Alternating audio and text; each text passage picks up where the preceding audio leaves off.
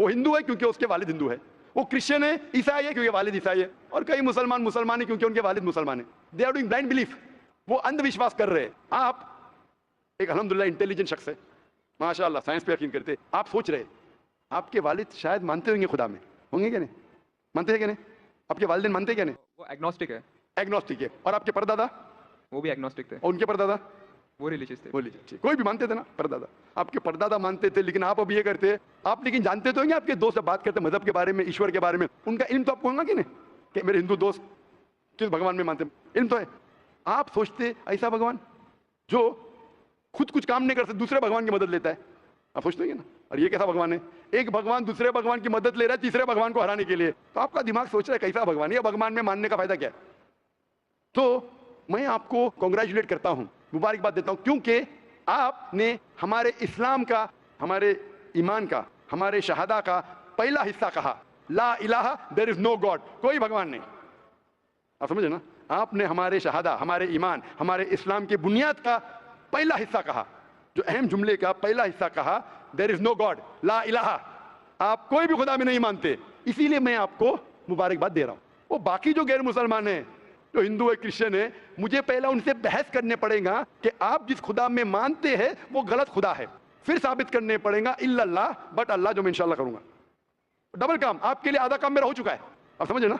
इसीलिए आप के साथ मेरा आधा काम हो चुका है, वो क्रिश्चियन को पहले साबित करने पड़ेगा, अरे भाई साहब ईसा अलैहिस्सलाम खुदा नहीं है, मेरा वक्त जाएगा। हिंदू को बोलने पड़ेगा, भाई आप जिस भगवान में मानते, ईश्वर में मानते, मूर्ति में मानते, गलत है। आप तो पहला पार्ट कह चुके हैं हमारा, मानते हैं, दूसरा पार्ट बट अल्लाह, इंशाअल्लाह मैं आपको साबित करूंगा।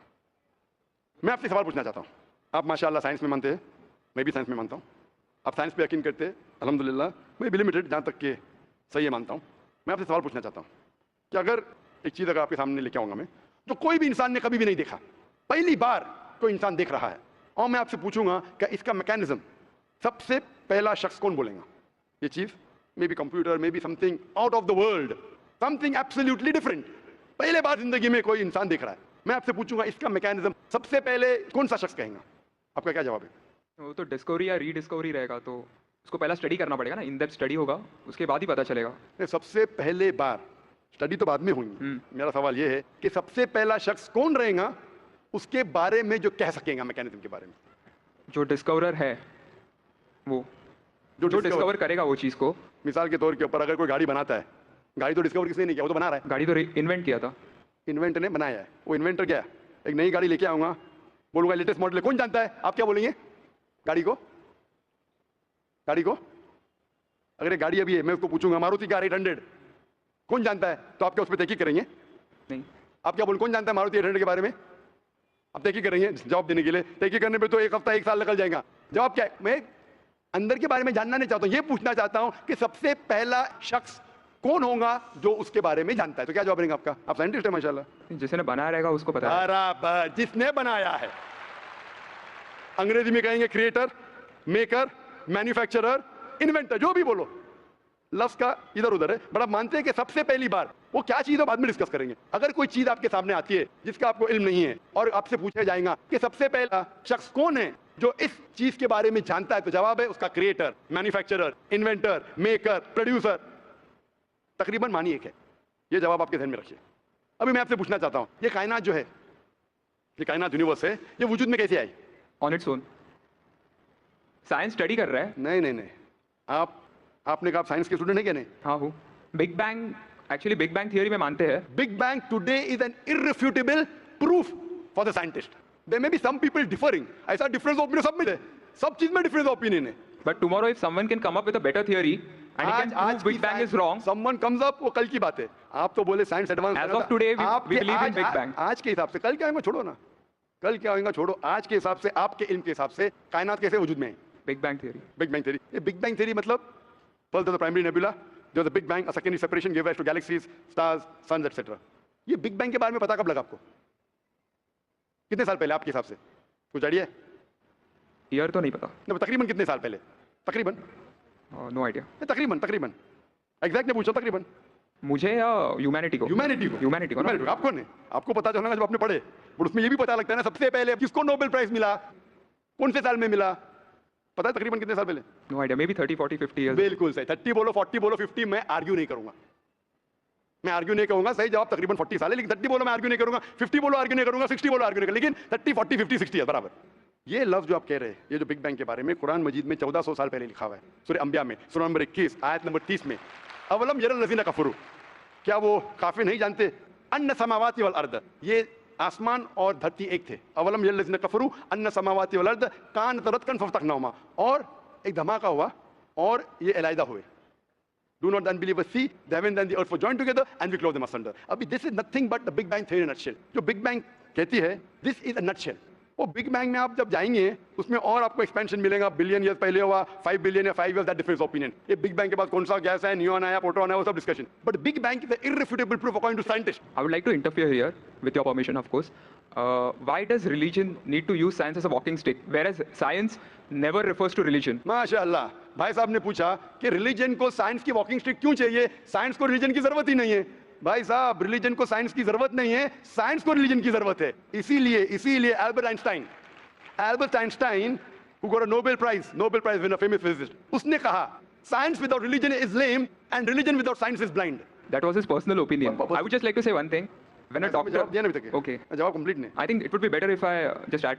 No, you can add, but you keep on adding every sentence, the meaning will go away. Right. Otherwise, every time you can keep on arguing, the whole thing will take 10 hours. For that, we can have a private discussion. Sure. Fine? We'll have private discussion. We'll discuss 1 hour, 5 hours, 10 hours. Tomorrow night you come. Till morning we'll... No problem. Not that I'm running away. Then everyone will think that, why are you giving this person? Is it your personal thing? No.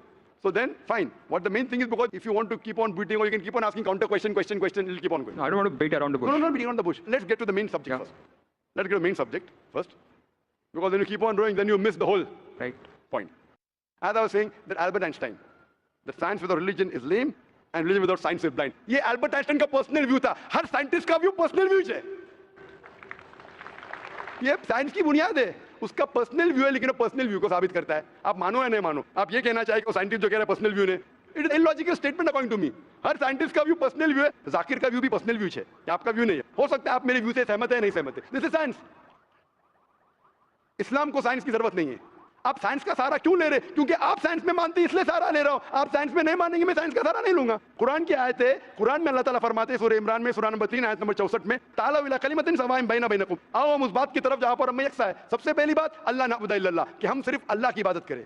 वो जो हिंदू पूछता है, मैं हिंदू मदद की बात कर रहा हूं, उस टाइम साइंस की नहीं बात किया। वो क्रिश्चियन जो पूछी ईसा अलैहि सलाम के बारे में, मैंने बाइबल की बात किया। ताला इला कलिमतिन सवाइन बैना बैनकुम, आओ हम उस बात की तरफ जहां पर हम यकसा है। मैं अगर साइंस की बात नहीं करूंगा, पोइट्री की बात करूंगा, मानेंगे क्या?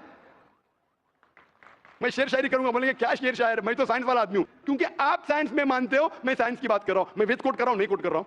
मैं गीता कोट कर रहा हूं, नहीं कोट कर रहा हूं। बाइबल कोट, उधर वेदा कोट किया हूं, गीता कोट किया हूं, उधर साइंस नहीं कोट किया हूं। तो कुरान इज अ मास्टर की, सारे ताले की चाबी है। चाहे वेद हो, चाहे बाइबल हो, चाहे भगवत गीता हो, चाहे साइंस हो। लिटरेचर पोइट्री पे भी कर सकता हूं, लेकिन आप पोएट है नहीं, वैसा तो मैं भी नहीं हूं। आपने कहा साइंस का सहारा किधर ले रहे? मैं सहारा ले रहा हूं आपको समझाने के लिए। आप बोलेंगे हिंदी में क्यों बात, हिंदी समझते? कोई जर्मन में बात करो, आप समझेंगे क्या? मैं भी जर्मन नहीं जानता हूं। क्योंकि आपने कहा कि I am a man of science. आप अगर नहीं कहते तो साइंस की बात करता ही नहीं था, तो ये सवाल आप सवाल करते जा सकते। It is just diversion. आप अगर साइंटिस्ट से ये सवाल कर रहे, अगर ये गांव का आदमी मुझे सवाल किया तो मानू भी, आप अपने आपको साइंटिस्ट कह रहे, फिर बोलते साइंस का सहारा क्यों ले रहे? क्योंकि आप साइंस में मानते। मेरा सवाल था कि ये चीज कुरान में किसने लिखा बिग बैंग के बारे में आपके हिसाब से? ये कुरान 1400 साल पुराना, ठीक है? ये कुरान में किसने लिखा? I have no idea. I haven't read Quran. नहीं, लेकिन मैं हवाला दे रहा हूँ ना, आप तर्जुमा पढ़ सकते हैं। मैं झूठ नहीं बोल रहा हूँ। Maybe Prophet Muhammad. Maybe Prophet Muhammad. Maybe हो सकता है, ठीक। I don't know. Maybe, ठीक है, सही है गलत? Maybe. ये दुनिया जो हमारी है, दुनिया का शेप क्या है? What is the shape of this earth? Circular. Circulus. Circle. It's ovoid. Ovoid. Geospherical. मैं जरा मदद कर रहा हूँ, क्योंकि मैं जरा साइंस की डिग्री में जरा हाई लेवल में डॉक्टर हूँ। आपकी डिग्री क्या पता नहीं, मैं साइंस स्टूडेंट हूँ, तो मदद करना हर इंसान का फर्ज है। सर्कल मतलब फ्लैट है, it should be spherical, you should say. Better than spherical is geospherical, exact, correct ना? सर्कल करेक्ट है, जियोस्फेरिकल करेक्ट है? You are right. Geospherical, ovoid भी करेक्ट है, जियोस्फेरिकल। ये कभी पता चला आपको? कितने साल पहले? नहीं पता, मैं आपकी मदद करूंगा, क्योंकि मैं भी साइंस का स्टूडेंट हूँ, इस्लाम के अलावा साइंस का स्टूडेंट भी हूँ। ये सबसे पहले जो इंसान ने जाना और साबित किया कि the world is spherical is Sir Francis Drake. सन 1577 में जब दुनिया के गोल वो सेल किया, उसने साबित किया कि दुनिया गोल है। कुरान मजीद में अल्लाह ताला फरमाते हैं सूरह नाज़ियात में सूरह नंबर 79, वर्स नंबर 30 में, वल अर्द बाद ज़ालिका दहाहा, और हमने इस अर्थ को, इस जमीन को दहाहा बनाया। दहाहा अरबी लफ्ज जो आता है दुया से, जिसका मतलब एग शेप। और हम जानते हैं earth completely round like a ball ने, it is flatten from the poles, geospherical shape. और ये दुया है, ये आम अंडा नहीं है, it is an egg of an ostrich, शतुरमुर्ग का अंडा है। और अब शतुरमुर्ग का अंडा देखेंगे, इट इज जियोस्फेरिकल शेप। तो कुरान मजीद में 1400 साल पहले कौन लिख सकता है कि द अर्थ वाज जियोस्फेरिकल शेप? मेरा सवाल है, कौन लिख सकता है? उस वक्त कौन जानता था? ये पता कब लगा? 400 साल पहले। तो 1400 साल पहले कौन लिख सकता है? तभी वो पॉस्टुलेट था, अभी ये थियरी बन गया, प्रूव करने के बाद थियरी बन गया, तभी वो पॉस्टुलेट था। पॉस्टुलेट पढ़ेगा जियोस्फेरिकल शेप। आप अगर स्टूडेंट ऑफ साइंस है, मैं भी स्टूडेंट ऑफ साइंस है, अगर आप गलती करेंगे तो मेरा फर्ज होता है कि आपको सुधारूं। There was no postulate, there was a hypothesis, Probably it was not documented. It was a hypothesis, it is theoretical but no proof. And geospherical तो था ही नहीं। इवन सर फ्रांसिस ड्रेक जब दुनिया के गोल गए, उसने ये नहीं कहा जियोस्फेरिकल है, उसने कहा स्फेरिकल है। कुरान में लिखा है स्फेरिकल ने geospherical. It was no postulate, no hypothesis also. Leave aside postulate, it came later on. Geospherical तो और करीब है। कुरान में कौन लिख सकता है? Probably some early scientist. Probably some early scientist, ठीक है। अर्ली साइंटिस्ट ने लिखा, पहले बोले मोहम्मद सल्लल्लाहु अलैहि वसल्लम हो सकता है, फिर बोले अर्ली साइंटिस्ट, बिग बैंग लिखा, ये लिखा, ठीक है। ये चांद जो है, चांद की रोशनी खुद की रोशनी है क्या रिफ्लेक्टेड रोशनी है? रिफ्लेक्टेड है। कभी पता चला? यस्टरडे, 200 साल पहले, 300 साल पहले, 400 साल पहले, उस पर बहस नहीं करेंगे। कुरान मजीद ने 1400 साल पहले लिखा है, सूरह फुरकान में सूरह नंबर 25 आयत नंबर 61 में, कि ये चांद और सूरज की खुद की रोशनी है, चांद की रोशनी बोरोड है, ली गई है या रिफ्लेक्टेड है, नूर या मुनीर।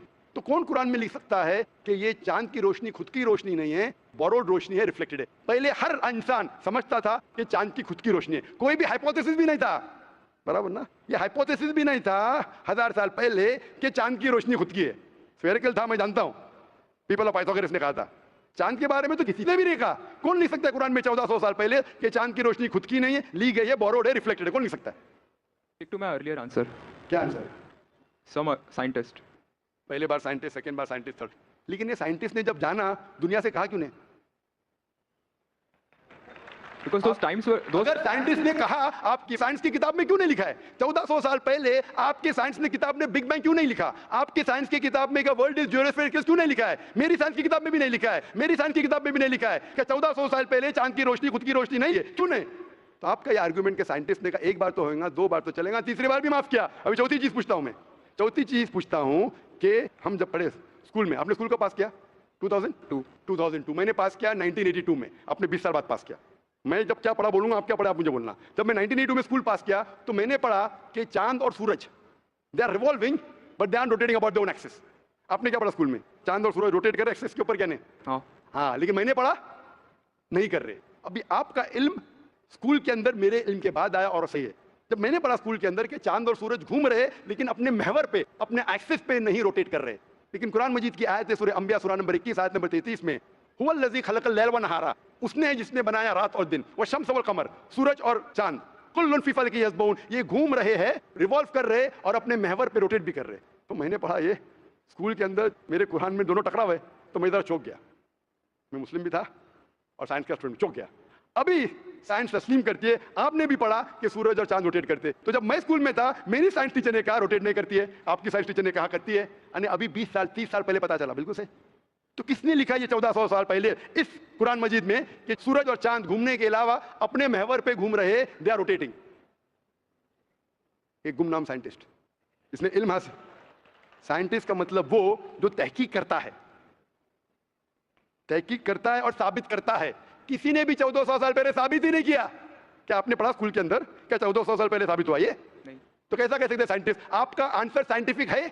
बिल्कुल साइंटिफिक नहीं है। आपका आंसर लॉजिकल भी नहीं है। आप समझ रहे ना? खाली एक assumption है। assumption है। साइंस के assumption में मानता है, if the assumption can be proved it is right, otherwise it is wrong. Right. If you have an assumption, आप जानते होंगे इसके बारे में, जब Albert Einstein theory of relativity जानते हैं आप? उन्होंने जब थ्योरी ऑफ रिलेटिविटी दुनिया से कहा, ये भी कहा 6 तरीके, this 6 things you can prove my theory wrong. उन्होंने बताया कि इस थ्योरी को गलत साबित करना है, ये 6 चीज करो और मेरी थ्योरी गलत साबित हो जाएंगी। That mean that's called as a falsification test. उसको कहते हैं अच्छा साइंटिस्ट।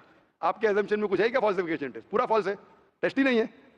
assume करो 2 + 2 = 5, मानेंगे आप? नहीं मानेंगे। assumption carries weight if it is based on logic. Quran में अब भी फॉल्सिफिकेशन टेस्ट है। आपको कुरान को गलत साबित करने का है, एक इख्तिलाफ लगा रहा हो। Take out a single contradiction in the Quran and the Quran will be proved wrong. 1400 साल से न किसी ने किया, न कभी कोई करेगा। कुरान की आयत है सूरह बकरा सूरह नंबर 2 आयत नंबर 23 और 24 में कि ये कुरान अल्लाह ने अपने पैगंबर मोहम्मद सल्लल्लाहु अलैहि वसल्लम को दिया। और एक चैलेंज है कि आप कुरान में से एक सूरा जैसा पेश करो, एक सूरा जैसा पेश करो।